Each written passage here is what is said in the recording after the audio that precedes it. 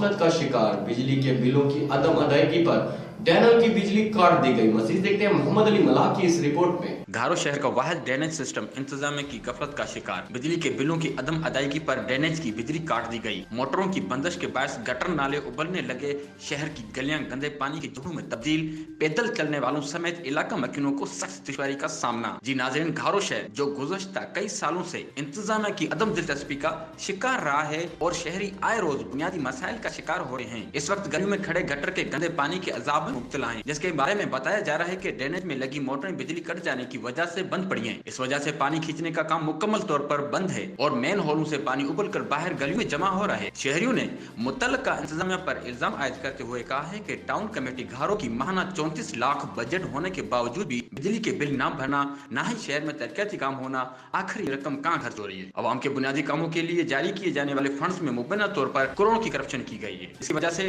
अवाम आज बुनियादी मसाइल का शिकार हैं। उन्होंने नेब से अपील की है कि वो मज़कूर इदारे में होने वाली करप्शन की छानबीन कराए और अवाम को उसका बुनियादी हक दिलाए। कैमरा टीम के साथ मोहम्मद अली मल्ला, राज न्यूज़, घारो।